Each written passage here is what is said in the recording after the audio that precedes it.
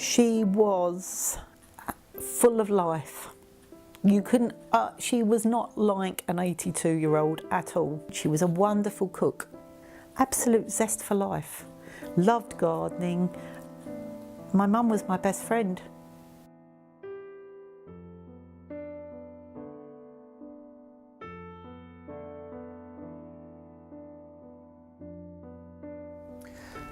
So this investigation is following an ambulance crew visiting Mrs. Giles, who is unfortunately deceased, and it was called by her daughter, Mrs. Irvine. Well, it seemed to be a normal day, well, relatively normal considering Mum had been diagnosed with terminal stomach cancer. But we decided to give her a treat that morning, and we were going to see if she could eat a croissant. Anyway, I took her tray up and then found her in a collapsed state on the side of the bed. And I realised, looking at her, that she was labouring. I thought, she's dry, she's dropped her blood pressure. I put her feet up on some pillows, got her to lay flatter. Then I said to her, I'll be back, zoomed off to get the blood pressure cuff. Couldn't get a reading on her blood pressure cuff at all. And she was saying to me then, Wendy, I think I'm going to die. And I said, Mum, I'll get an ambulance. I called 999. So with that, my dad appeared. I said, don't worry, Dad, got an ambulance on the way. And they turned up relatively quickly, about 10 minutes after I called. There wasn't really, from what I recall, any introduction. And I explained to him, I said that she can't get her breath.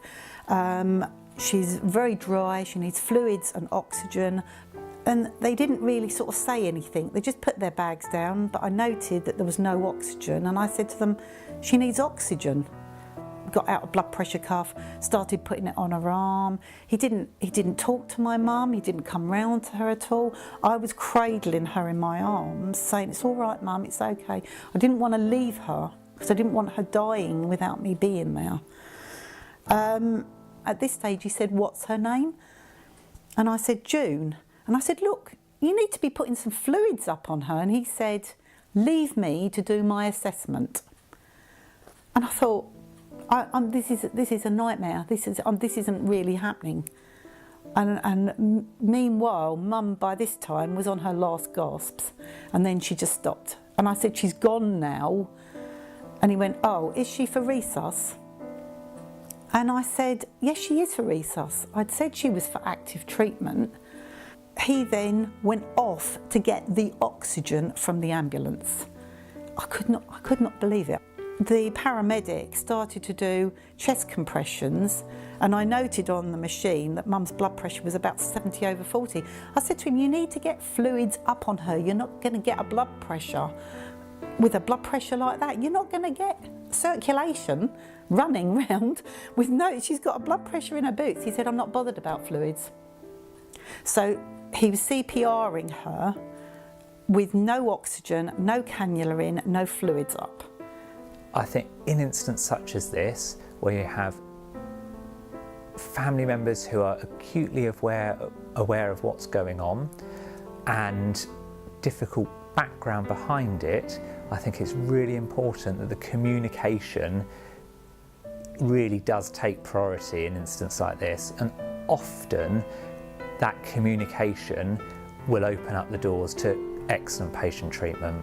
There was no reassurance from either of these to my dad, to us, no communication. They didn't talk to us at all. I think that introduction is so important. Names make it a lot more personable and mean that people feel more comfortable talking to you. And we know off of the back of the Hello My Name Is campaign that how important names are. We are very lucky in that our names are printed on our uniform, but we shouldn't take that for granted.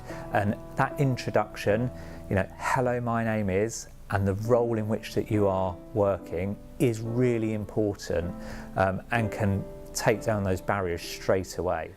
You know, we were still trying to come to terms that she had terminal cancer. She was diagnosed on January the 24th, and here she was dying on March the 24th in front of our eyes.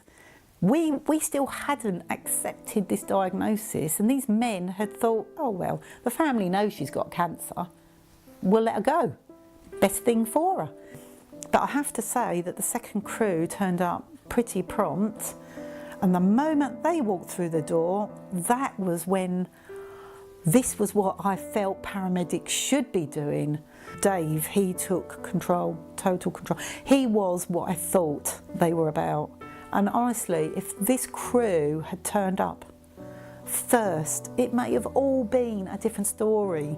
Mum may have lived long enough to say goodbye, because these men didn't give her a chance, this first crew. I feel that they failed us that day.